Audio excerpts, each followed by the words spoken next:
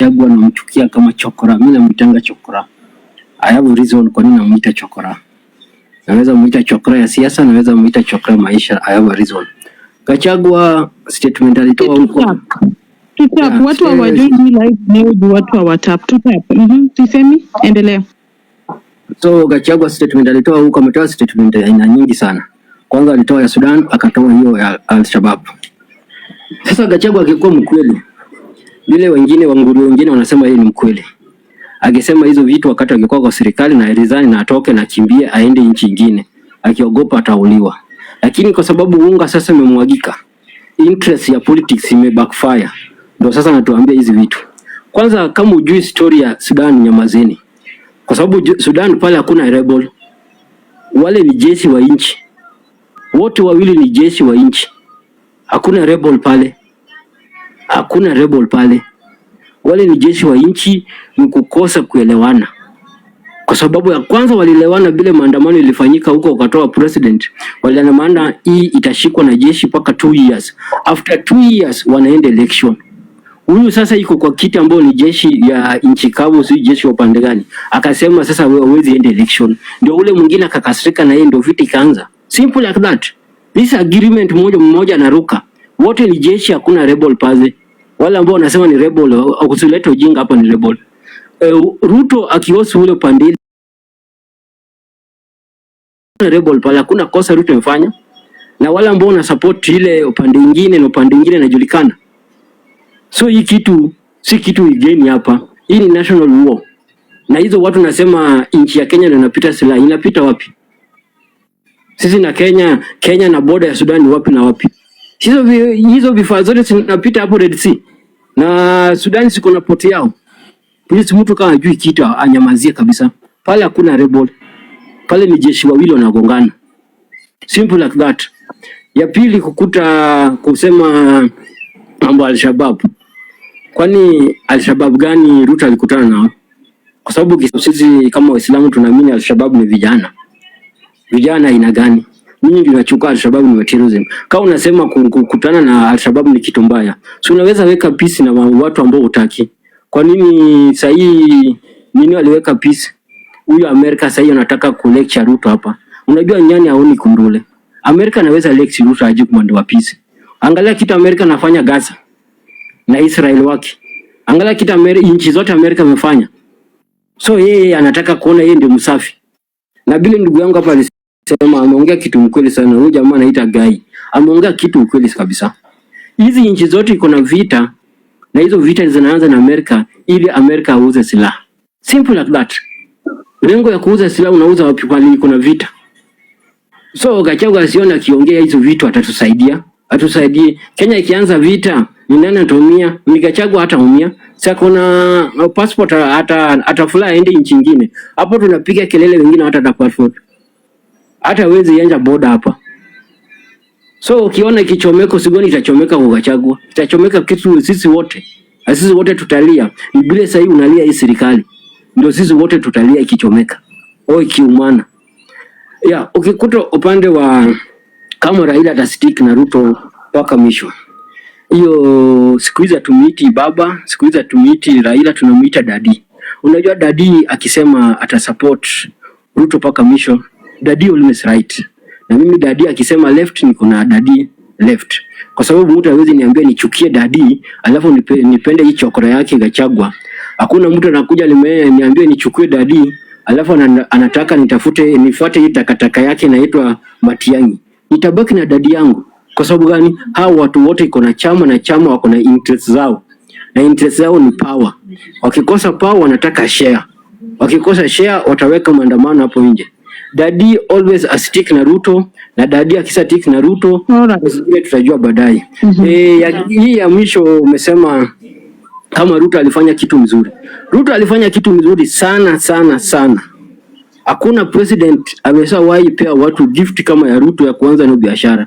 Ama president wote paka mwingine baba yake alikuwa pale, yeye pia karudi na bado pesa alikuwa anaficha. Na tena hii president Ruto ni mzuri sana kwa sababu maskini na tajiri wanalia. Hajafinya tajiri peke yake wala maskini, wote wanalia. Lakini hao president wamepita, tajiri walikuwa wanacheka, maskini walikuwa wanalia. Kitu Ruto amefanya ni kupea watu zawadi. na kupea watu vitu kwanza na kazi.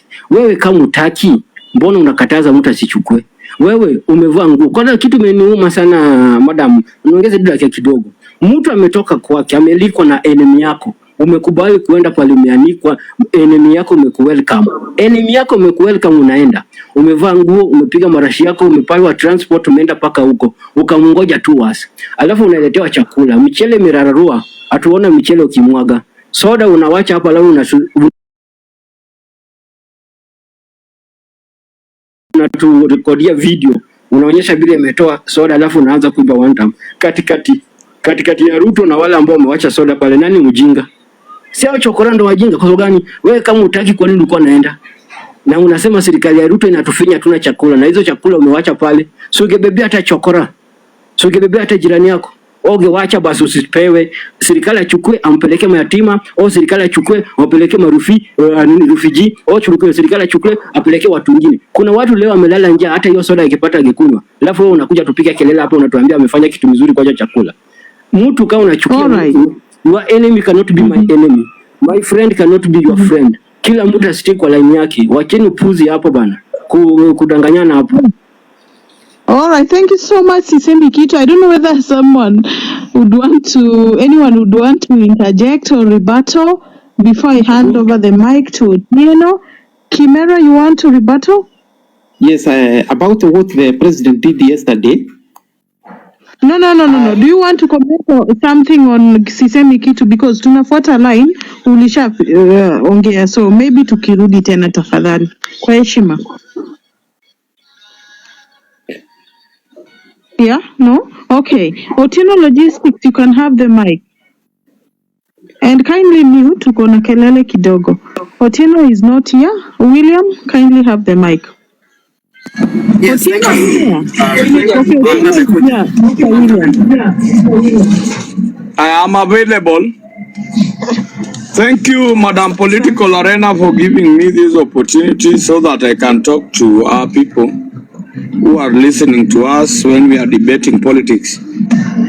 I've grasped the agenda stroke matter that the meetings that William Samoei Ruto made, that Gachagua has turned them to be Al-Shabaab oriented. I want to tell you for a fact, Gachagua is just playing politics, and the myopic politics that Gachagua is trying to play. Political pundits like us, we cannot even listen to such non-entities politics of Gachagua.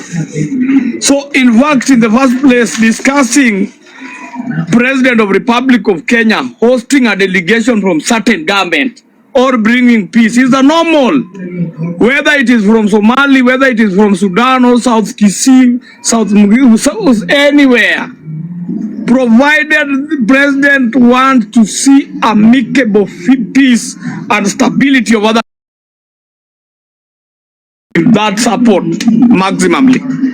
What Gachagua is yapping in Western countries like US is really fighting for his sympathy, because he was removed from office in cold blood. He's still crying for his position of deputy president that has now surpassed him, and he should now not dream of being deputy president of Republic of Kenya. In fact, discussion of Gachagua about power is beyond us. That thing was sealed. Senate, Parliament, Senate, and then President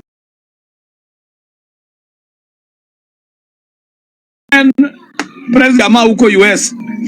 Kenya, as I know, Kenya is very sovereign. And sovereignty of Kenyan people should not be taken for granted. We fought for our independence with those whites. Nobody can tell us that the whites can give us lectures on how we can be governed. Even me, one given time, I'll want to be president of Republic of Kenya, because Kenya is very independent. Kenya is sovereign, and it has got sovereign power. Kenya is governed by rule of law and democracy. Gachagua akuje hapa andike hizo mavitu zake atupeleke kwa koti yoyote, court B, court C, court D. We will address him amicably. Akuja pange hawa watu wengine kwa misururu ya maandamano if they feel that they are aggrieved. William Ruto, from where I sit, they have known William Ruto. He has no discussion na wauni wowote. Those people who are not Al-Shabaab. Al-Shabaab are perceived to be very dangerous. And we have seen how William Ruto dealt with subsequent Al-Shabaabs that we thought that are in our midst.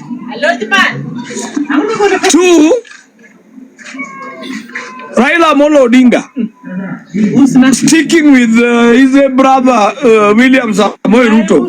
That one I cannot tell. Because with Raila, and the time is very long with Raila, you cannot say that Raila, when he's aggrieved, ama Ruto amkanyage mguu ataka hapo. No, we have Raila the father and Raila Amolo Odinga. The one you saw in Homa Bay is Raila Amolo Odinga. But Raila baba anaweza kukuruka kipetero saa yote. Another one about what President William Ruto did yesterday.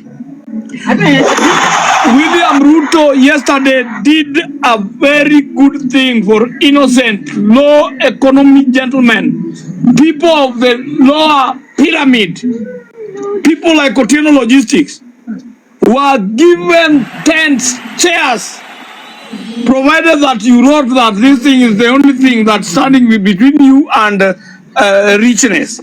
William Ruto.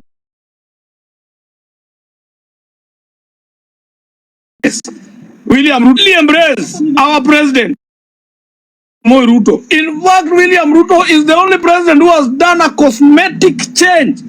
You normally call it a bottom up. That one was the real bottom up economic model. He really factored on people like Songa who their keep band has nothing. Walipewa mchele, wakapewa vitu mingi, na wakapewa mpaka kama grupu wakapewa kitu. Sasa waende wauze. Otherwise, ladies and gentlemen, I rest my case. Going forward, let us stick and support William Ruto and give him maximum support till 2027. Thank you. Thank you so much. And Mr. in State House, and he received some goodies from the president. So now the tune has changed. He's in tuta. So anyway, I'm gonna give two people to rebuttal or interject. Anyone who'd want to rebuttal what Otieno said? Anyone? Yes, yeah. We Otieno. Yes. Sisemi kitu, si mko kwa side moja. Unataka kurebuttal nini? Iko kitu nataka kumcorrect, iko kitu nataka kumcorrect hapo. Nataka kumcorrect hapo. Otieno. Mzee sikuiza YouTube daddy, sikuiza YouTube baba, anaitwa daddy. Sasa tumia jina ya daddy. Kwa sababu jina ya baba unaharibu. Sasa tumia kitu na wewe daddy yenyu. Ni sawa. William Wambui, you can have the mic, sir. Tafadhali. Thank you very much. Thank you very much. And Madam Political, I really feel good when I see Otieno Logistic over here. So, and I really say, as long as we will remain friend of all of us and Kenyan, that is the most important thing. So I will say this. I will start with the Honorable Raila. Wana unaita Gachagua chokora ni poa, at least to have some respect. I really respect Raila Odinga. I call him as Raila Odinga, Prime Minister Raila Odinga. So it's very good to at least address people with a lot of respect. So I will say this. Right Honorable Raila should stick with William Ruto. Because if he doesn't stick with William Ruto, he doesn't have a place in opposition. We are the opposition. He chose to be with the government. He needs to stick with him. And if we stick with him, itakuwa mzuri. We take them home, both with his friend, President William Ruto, home, together. Juu akigawanya, so he will do disservice to William Ruto. Akitawagawanyisha kula za William Ruto. William Ruto will be number 3. We want William Ruto to be number 2, akisapotiwa na Prime Minister Raila Odinga. So, but I really have so many questions whether we right honorable we'll stick with him, because he's a very smart politician. Akiona watashindwa atatoroka. And Raila Odinga, he doesn't want to take seventh defeat, because I've always say he has failed 5 times in Kenya, 1 internationally, so he is about to fail the 7th time, and I don't think Raila will be in a position to take the 7th hit. So the other thing about Gachagua, I really want to advise the government. Please, the government, msijibishane na Gachagua. Kama na resim, mbona mnajibishana na yeye?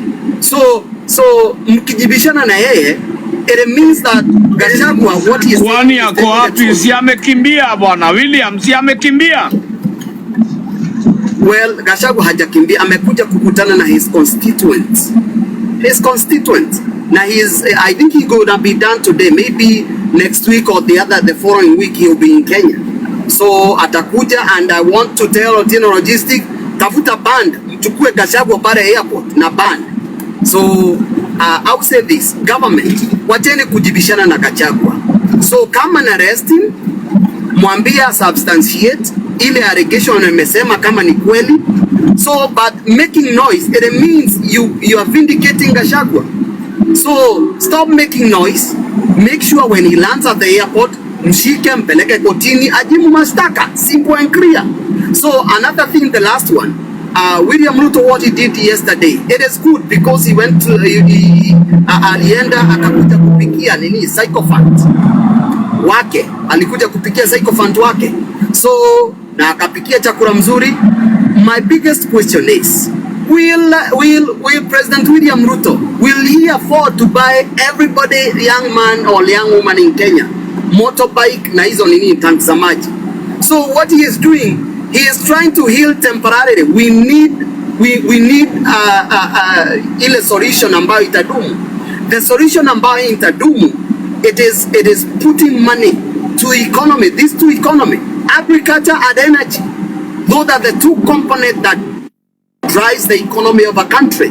Akiweka hiyo, he will be able to hire many people in the Republic of Kenya. If, for example, and I really say, if we put mega dams in like one in Western and another one's in a food basket in Kenya, he will be able to empower many people, thousands of people, and people will be employed through agriculture. Akiweka nini more energy, and William Ruto started so well, and I really gave him a benefit of doubt wakati alisema he will concentrate with agriculture, because that is the key to open our economy. Agriculture, if we understand how agriculture will be powerful, William Ruto, if he continued with that, I would be supporting him today. But you know what? He diverted from that. He diverted from agriculture. So those are the 2 things that William Ruto needs to do. And he has a chance. He can transform within 2 years. Awache na hizi nini mambo za nini siasa. He needs to sit down and do the job that people of Kenya send him to do.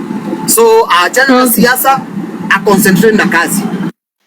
Okay, thank you so much, Mr. William. Honorable William, I'd like to ask you only one question. You've said that Dr. William Ruto really started well. Is it because he was with Gachagua by that time and now Gachagua was kicked out? Ama niaje? No, precisely. That one is the reason. Mimi, from the first go, siku support William Ruto. I didn't support him. But because he was the president, well, Otieno, learn how to keep quiet when others are speaking. Wakati unaongea tuongeangi. So you are just making noise. So sahi, mimi, I was for Baba and Mother Karua. I voted for them. But wakati alichukua nini, when the president became a president, he is the president of the opposition, and the people who voted for him and the people who didn't vote for him. So, and he required the support of all of us. And when he talked about agriculture, because I knew if William Ruto concentrated in agriculture, jobs will be found for the young people. Because I live in a place where agriculture is the dominance, and I know how the place is so rich because of agriculture. And I knew William Ruto got this when he really concentrated much in agriculture. Kama angendelea na hiyo, I'm telling you, our country could be better. But you know what? The diversion is Honorable diverting William, from but everything. you were just okay. You were just okay when Gachagua was in government. You just changed. Listen, Madam Political, Madam Political. I even didn't support Gachagua. I even didn't support Gachagua. But right now, I'm supporting Gachagua because of one reason. He will be able. He is on the bad wagon on the people who are William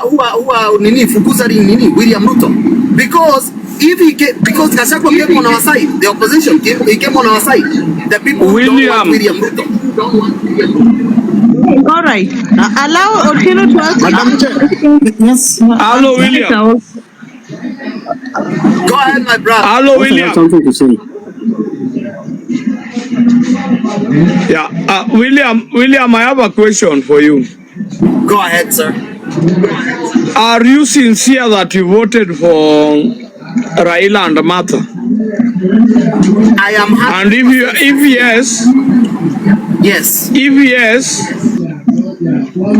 yes, in Gishugu, Martha Karua brought 0 votes.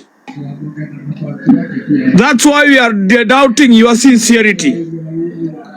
From where I sit, I know typical Kikuyu is supporting Gachagua now did not vote for Martha Karua and Raila Odinga. Typical Kikuyu like you. I rest my case. Well, I can say this. You should be informed that Central Kenya is big. I'm not from Gishugu. I'm from Kiambu. And my polling station is in Githunguri. And Githunguri, we have the location and sub-location. So you can ask me how many people did they vote for Raila in 2022 at my polling station, and I can be able to tell. But I don't know nothing about Gishugu. It's like you, I ask you somewhere in Nyanza province that you even don't know. I have never been in Gishugu. So Central Kenya is big, but I voted in my polling station. Okay, Honorable William, allow me to give time to Senator Okello. What's your point of order, Honorable Member? What's your point of order? Okay. William, let me ask you a simple question. You have said William Ruto diverted from agriculture. We know very well that since William Ruto came into power, he reduced the price of fertilizer from 7,500 to 2,500.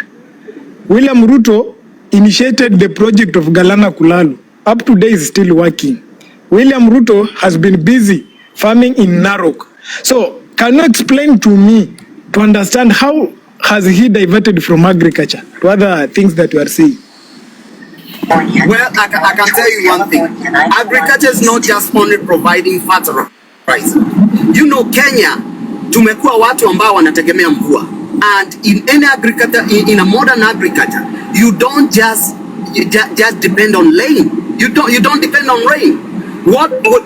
Wale watu ambao wame succeed kwa hii agriculture, they must be able to start building dams to sustain agriculture, because rainy seasons in Kenya, they are very limited. And if we want to be good in agriculture, because we are doing agriculture not for our own consumption. We are doing agriculture to be exporting food so that we can get foreign income from agriculture, and that will bring money to our pockets as the people of the Republic of Kenya. So William Ruto, he is doing just the agriculture. Would depend on rain all the time. If he is serious, he could start building. Excuse me, Mr. William. I have heard that. I have heard what you are saying about and I know which direction you are heading. Let me ask you a question. You have been having 2 presidents from one community. That is Moi Kibaki and Uhuru Kenyatta for 20 years. And don't blame Moi on this. Did they did even a single irrigation scheme allowed Mount Kenya? Can you answer me? Because now you are speaking about William Ruto. William Ruto, a person who has been there for about 3 years. And your people has been there for 20 years. And you are speaking about elevating agriculture. 2 Kikuyu president has been there. What have they done about that? Can you answer me? Because now you are blaming Ruto because you want Ruto to do things which was not done in 60 years when your president was there. You want Ruto to do it within a night. Can you answer me? Well, I'll say this. I'm talking about William Ruto because he said his backbone will be agriculture. And why can't you give him time? Why can't you give him time? Can you answer yourself or let me answer? So choose one. Don't be in two. So William Ruto, he said he's gonna concentrate in agriculture, and that was a brilliant idea. And I really say it was very brilliant. Concentrating in agriculture. Mwai Kibaki concentrated in education and expanding our roads. Uhuru Kenyatta concentrated in expanding the road, and he did. He never did it perfect, but he did. So William Ruto, if he concentrated on what he really promised us. Let me ask you a question. What did Kibaki did in his first term? Because I think you were there. Can you explain to us what Kibaki did in his first term? Also, explain to us what Kenyatta did in his first term. Because you people, you want William Ruto to perform a miracle, which your president didn't. Can you explain to us and tell us what Kibaki did in first William, term? can I answer the question, William? If you Yeah, MG, you can go ahead. Let me help William answer that question. He has asked a question on what William Kibaki did with regards to irrigation, with regards to agriculture. And number one, if you don't remember, when Moi was leaving government, he had left some of the old irrigation schemes that were there. And Moi Kibaki came and revitalized those irrigation schemes, starting with Moya, Pekera. So when you're saying that Kibaki did not do anything, those irrigation schemes were dead by the time Moi was leaving government. But he came and tried to make them work again, and he did that. So when you're saying that Kibaki did not do something to do with agriculture, and also he increased funding to things like Kalo. MG point of correction, sisi watoto hapa wakati wa Moi, wakati wa Kibaki wameua miwa hapa, wameua pande. Wewe unajua sasa shida yako hujasikiza chenye nimesema. Are you against what have said that? Hakuna kitu Are you against that? Hakuna kitu alifanya kwa Moi. Hakuna. Unaona Kimera, I think if you said that I consume a Kameme news, but I guess you don't consume the news at all. You have asked a question about what Kibaki did, and I have referred to the irrigation schemes that were there. We are asking, because Mr. Wabui has raised that issue, can you explain to us what he did, the project? Yes. And you have mentioned the Kera irrigation scheme. No, listen to me carefully. I've talked about Bura, and if you want to go against that, then you can go against that with facts. I have talked about Moi Kibaki bringing back Moya, bringing back Pekera, bringing back Bura. You also increased something that I'm very sure. Sisemi kitu kani just because you'll be given an opportunity. I have just responded on behalf of Wamboi. A point of information to William.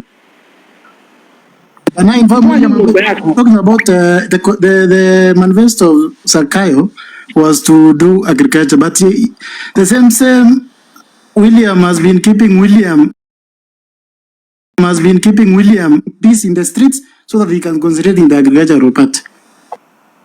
Well, let me say this. We are giving William Ruto peace because he is the president for the next 2 years. He has a contract with Kenya for the next 2 years until 2027. So, and we are giving him time.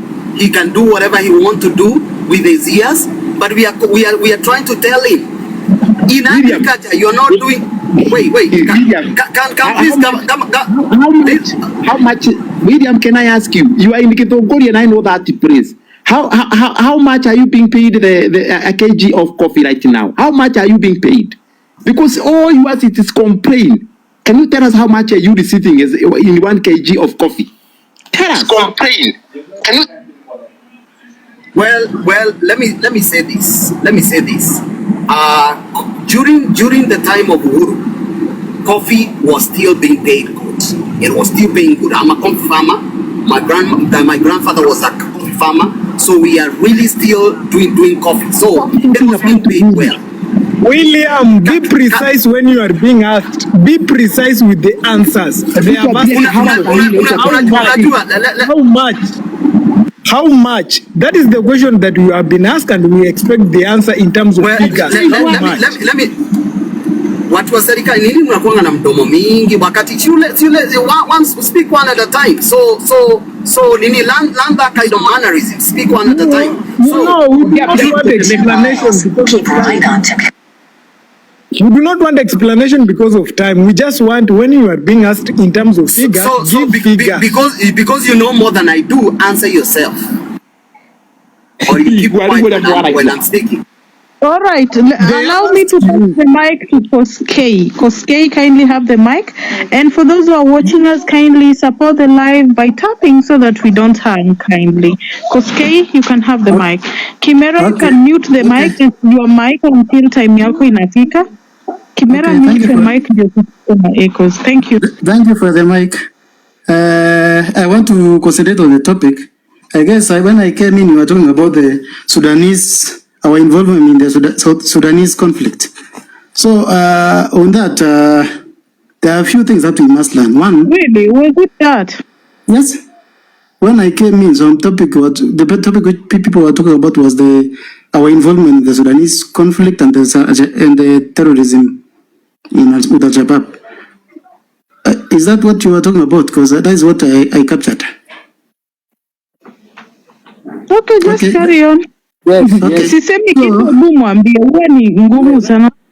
Yeah, ilikuwa hai kazini yangu tulikuwa tunaongea ya kwanza, tumeongea vile Ruto alifanya kwa statement kupea vijana hizo vitu za kazi ni mzuri.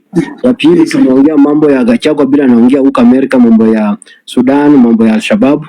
Ya tatu Raila atastick na Ruto paka the end of the election. Okay. So on that, I know Rigathi talked about. Understand first is that Kenya is the regional hegemony. It is more of the big brother of the whole East and Central Africa. So whatever is happening outside whatever is happening within Eastern Africa, Kenya must be involved by whatever means. So I believe Kenya is more of a belt. And I guess recently when we were having issues with the AU, I know William didn't talk about that he was very happy, and the AU chairman was recently in Kenya. You never celebrated it, but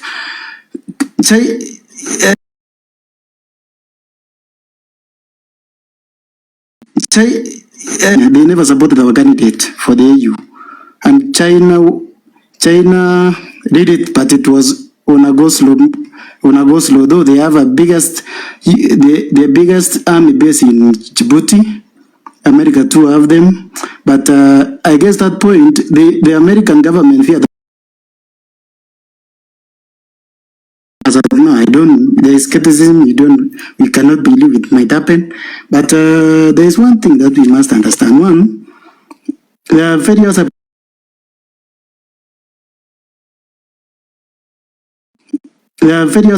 we used to have terrorism in Nairobi.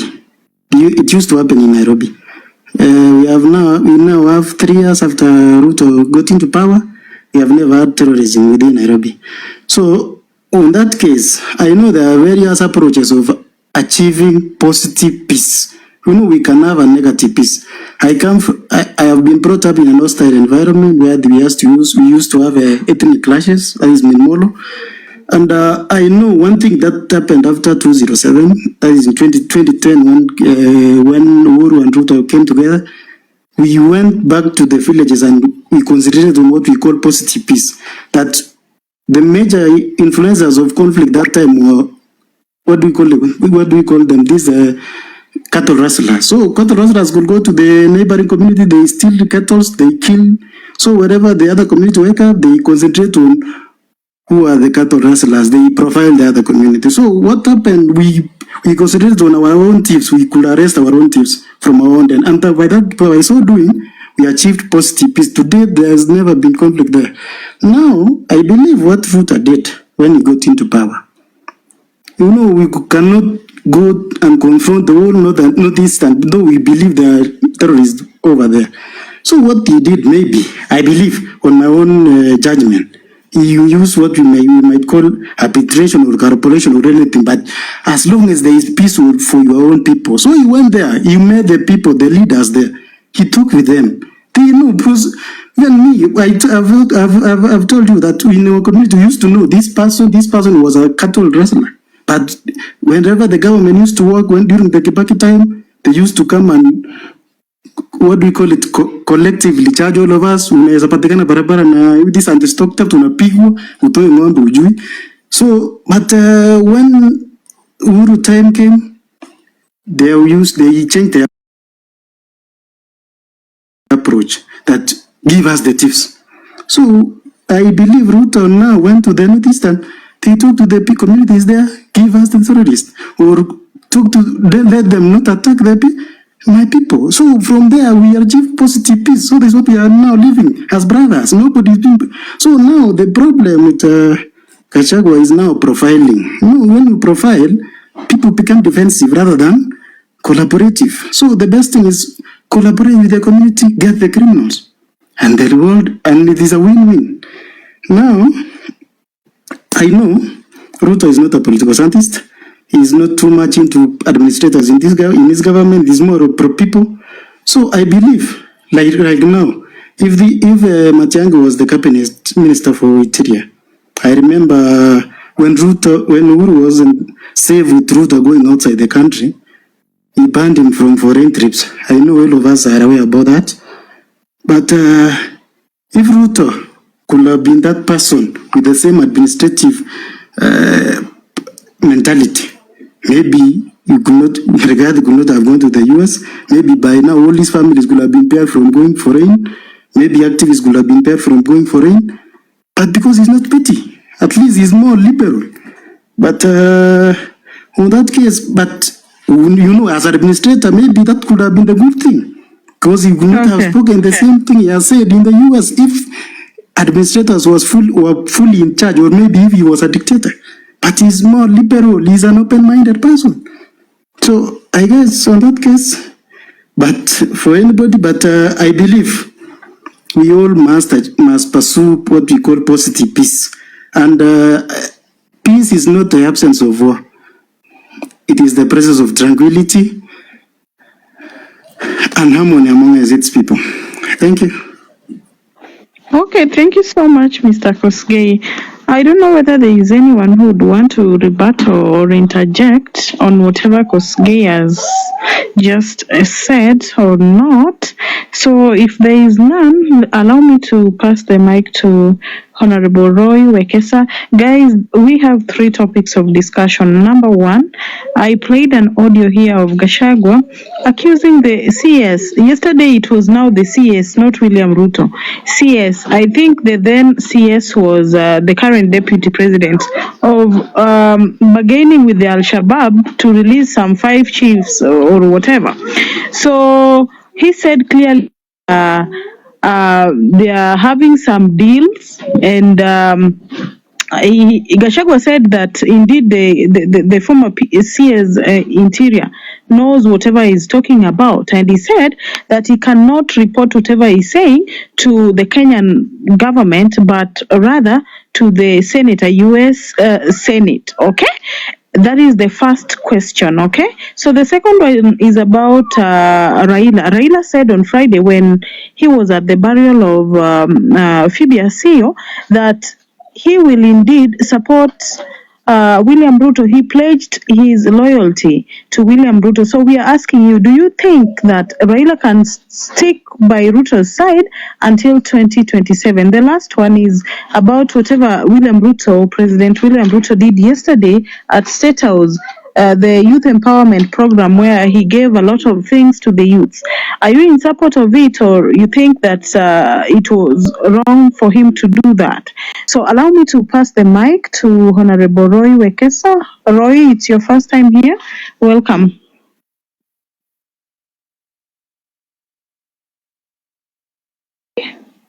Honorable Roy is not here with us. Allow me to pass to the next person, the Nyandaru. I can't see the whole name, but the Nyandaru, if you can hear me, kindly have the mic, kindly. The Nyandaru, Yeah. kindly, you guys are wasting a lot of time. Yes, I'm sorry. Yes, Yeah, sir? thanks for the mic. Okay. Yeah, first of all, up to myself, I like just to briefly talk about the kind of enticing Ruto have been doing, or our president have been doing. By the way, all of this is just but enticing, and what our president is all about.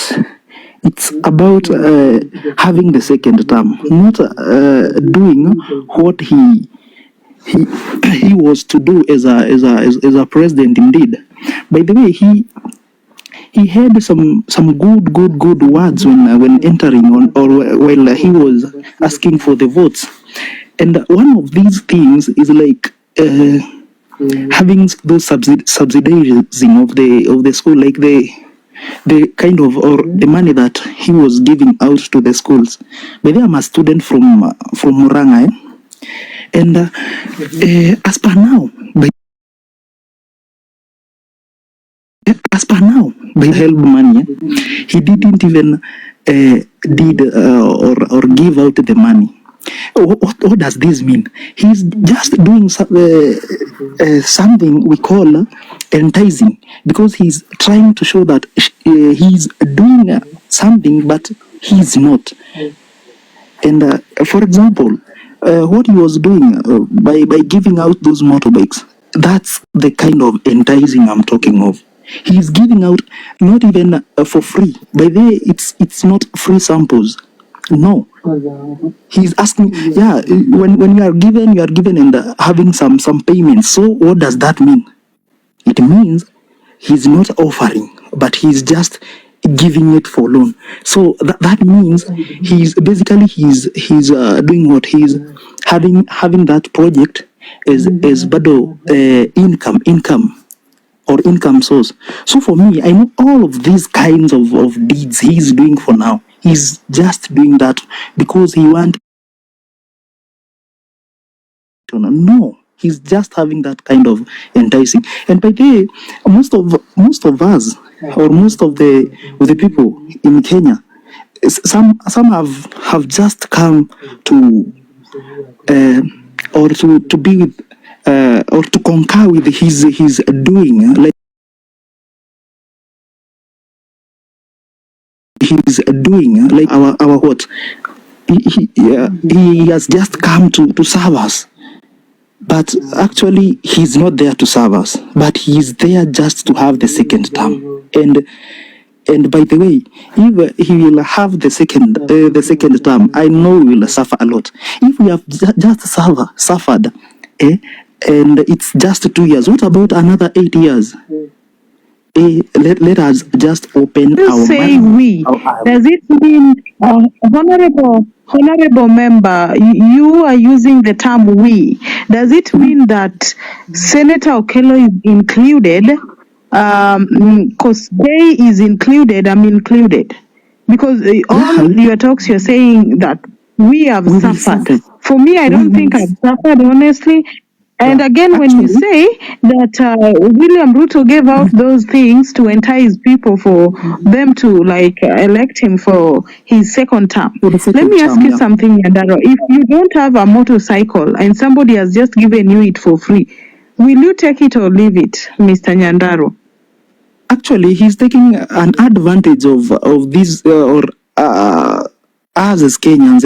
By the basically we are in very very bad that uchumi. So he's taking an advantage.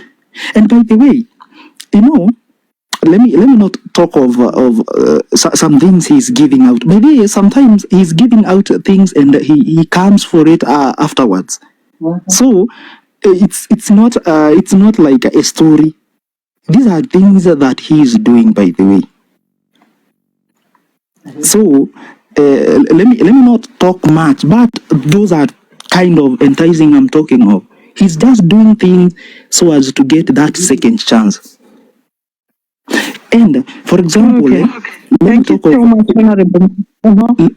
Let me talk Finish about up, kindly. something that you have just asked. Like we are suffering. Yeah, the reason of me saying that we are suffering when my brother is suffering, by the like I'm a third year.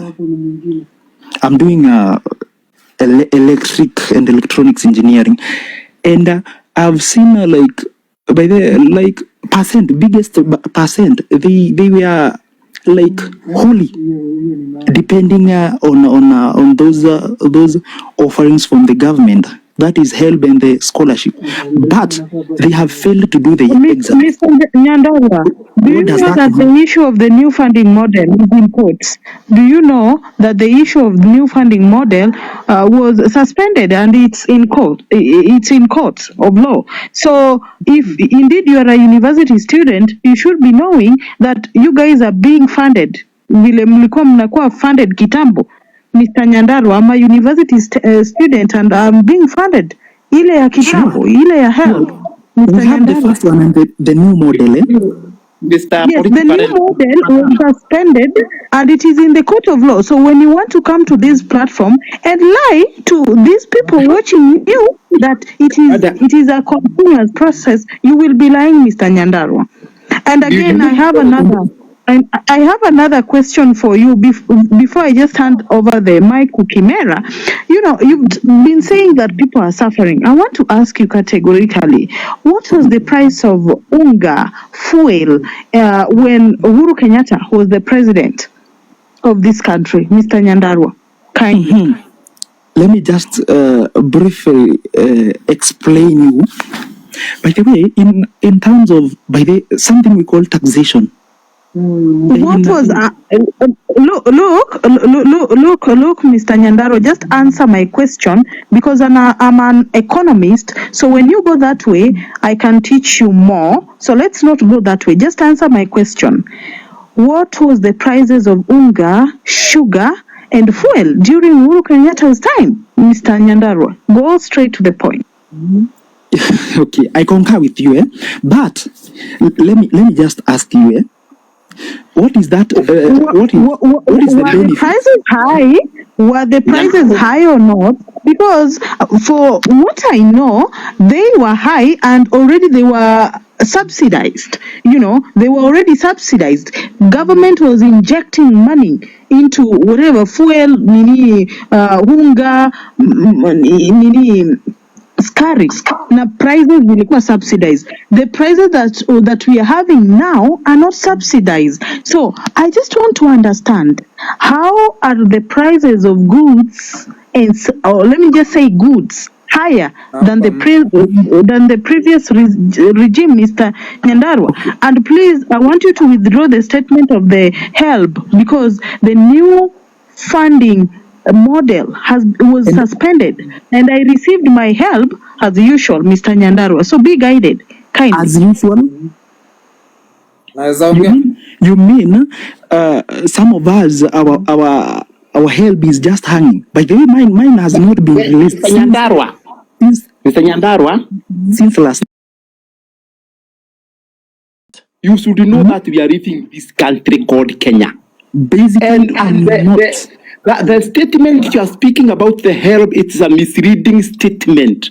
Help has been working because the system that the William Ruto government introduced, it is still in the court of law and it has not been introduced. So you Gachagua people, when you are speaking, you should know that we are not in Uganda, we are not in Somalia, we are in Kenya. Let me Whatever is happening, we have been happening.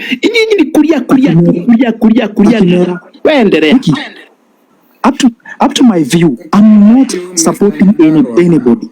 I'm not supporting, but I'm talking of the fact. By the way, he was elected so as to polish up, not to start from the bottom, and the bottom that he is starting from. You've not answered my question, Mr. Nyandarua. I've asked you about the prices of goods when Uhuru Kenyatta was in power. So kindly answer that and refer it to whatever you are Can I saying help now. to answer? That Okay, there is some kindly changes. hold your That's not. horses. Kindly mute your mic. I want to deal with Nyandarua first. I'm not supporting the government or the opposition. Mimi niko katikati. Could you please Okay, tell us, even by the time Uhuru Kenyatta was leaving office, what were the prices of unga, sugar, fuel, and for your information, they were subsidized. There is no subsidy at the moment. So could you please tell us the prices when Uhuru was leaving office? okay, sure. But it was in a very very poor condition. It's not that he's not doing well. Yes. Up to me, I know that even if the government is not going on well, there is that time of changing. And I'm not supporting anyone. I've not said that the president is not good, so Gachagua is good. No, You said that the president is not good. You are on record saying the way things are doing very bad, Yeah, very poorly sure. in Ruto's regime. Yet you are not looking at whatever was happening in Uhuru Kenyatta's regime. So I want us to be fair to William Ruto, even as we say things that he's not doing right, Mr. Nyandaru, Honorable Nyandaru. Let us be fair enough. Okay? Okay, thanks. But what is the purpose of having another president? The purpose is that he should polish and the things of like what education I think or I'm sorry for being hard on you, but sometimes, I get hard on some people because then if you want to debate here, get your facts, on your fingertips because you're speaking to people who are informed. So sometimes I'm hard on people. Like the other day I was hard on William. Najua hakuchukua vibaya. I get hard on people sometimes. we are here Mr. to talk. Nyandaro. Let us Can I go. help Mr. Nyandarua, please? Naomba tu space, please. Hebu kidogo Nyandarua, so umemaliza. So mimi kitu nakuambia hivi Nyandarua, you've said you are a student. I want to tell you that the new funding model is still in courts and help bado inaendelea. Sawa sawa, na prices of goods and services hatuwezi sema ati ziko juu sana compared to time ya Ruto. Wacha afanye kazi. Yatonic, you can have the mic. It is Yatonic's time. Yatonic time. Yatonic, Mike, then Bogo. Or Mbogo can go first if he's not here. Mine is just to clarify, na naweza ongea na any language please. So mimi nilikuwa naongea hapo kwa yeah, thank you. Madam Political Arena, nilikuwa naongea hapo kuhusu affordability of goods ama foods ama nini, basic needs, vitu kama hizo. For me, siwezi sema na support serikali, mimi naipiga, but kwa food siwezi sema hawajateremsha, wameteremsha. But when it comes to affordability, hapo ndipo kunaleta shida. Tuwezi sema unga yes ime reduce, ina cost 150 kama vile ilikuwa ina cost sijui to something to 30 to 40. Kuna unga saa hizi ina cost 140, 130, 150, 170 mpaka hiyo 200. But affordability ya hiyo unga, kama tuseme mtu ameenda kibarua ndivyo akuja afford hiyo unga, saa hii ni ngumu juu hata the circulation of money is very down. I'm also a student. The circulation ya pesa iko chini kabisa. Alafu there is this issue of Mr. Gachagua saying ati hawezi alisema anaweza sema na huko sijui nje. For me naweza support hiyo juu how can you kama wewe political arena siwezi kuwa against you and I'm the government na uniambie nikuje bado report kwangu. You come and report nikuje yani ni report kwako and you are the same government and you are against me. Na ninaona vitu tuseme either mambo mbaya na unasema nikuje ni report kwako. Itakuwa na faida gani? Hiyo ndio kitu kingine. Alafu about whatever it's happening about nini empowerment, hatukatai, it's good. But naweza kukumbuka ingine Mr. Ichung'wa anaitwa I think Kimani Ichung'wa, something like that. Kuna mahali alikuwa that empowerment and he gave out just three bikes, sijui free, alikuwa amekuja na bikes most, then the rest akasema anapeana with a certain amount, sijui I don't think it's an empowerment or it's business happening around, sielewi. Then on issue ya kwenda State House, hatukatai, alifungulia hustlers to go to State House, but whatever I know, watu wenye walikuwa wanaenda State House walikuwa the specific people, watu fulani juu. Mike, mute your mic tafadhali Mike, alafu to tap the screen live itahang. Yes Mbogo. Yeah, nakumbuka, unaona kama hiyo ya kwenda State House jana, watu walikuwa wanatafutwa, kama tuseme kama ama watu fulani wamepewa do wa mobilize, alikuwa anatafuta watu specific na wanaandikwa mahali wa kwenda kuingia huko State House. So huwezi sema it was open for everybody. Tuseme kama example, si hufuatana kina Swale hakuitwa, sasa ni mfuasi wa mtu kaa Sakaja hivi ama vitu kaa hizo, yet mbogi yake yenye inamfuata iliitwa. Sijui anajaribu kuleta divided rule kwa maboys ama kwa mayouth, of which sidhani kama atawezana sana. So hapo hiyo mambo CLA kwa hiyo mambo ingine ya mambo na Al-Shabaab na nini, if evidence is there, kama kuna mtu anasema ako na evidence ya kuprovide, tuseme either serikali imeinvolve na vitu hazifai juu. Once tumeelect serikali haifai kuinvolve na vitu za nje ati nini vitu zingine hazitusaidii. Personally tunateseka juu ya mambo tuseme sahi wameenda strike, kuna zenye hazina sijui nini, hazina madawa, sijui facilities ziko down, kuna barabara tuseme hazipitiki. Yes, kwanza za huko kwao, tuongee tu kweli.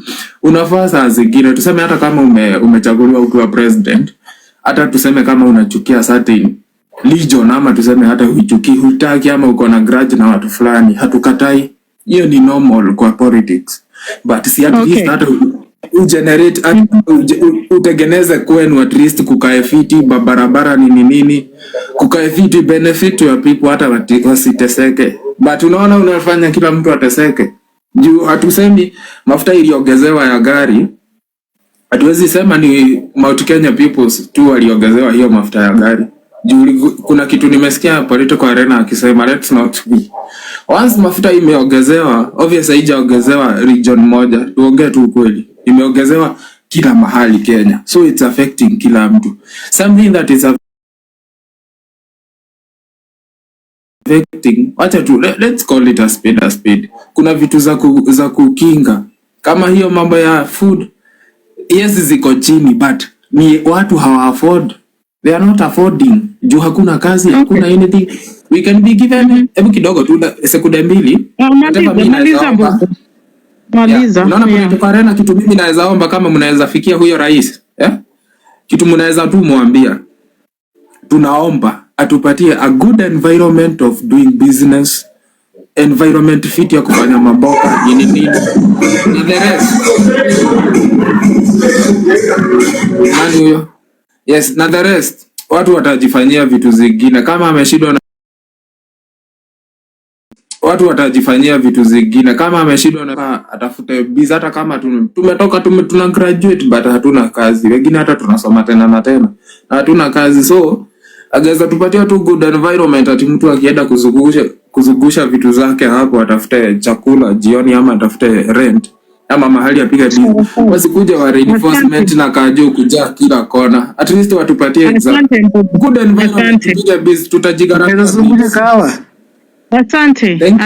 Anyone else mwenye akona nani akona anataka kuribato or interject? Tunajua huu Mbogo ana complain kila kitu, lakini hata tukiangalia bei ya kahawa na chai huko kwao iko sawa. Ruto ametengeneza So for Mbogo, everything is bad. Anyway, anyone mwenye anataka kuribato whatever Mbogo amesema haraka. Niambie kitu Boko.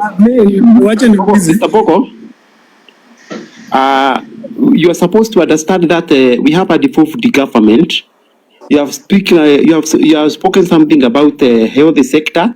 You should know that the health sector is not under the national government, it's under the county government. About the business environment, it depends with your county. If your county is not giving you a good environment, Please.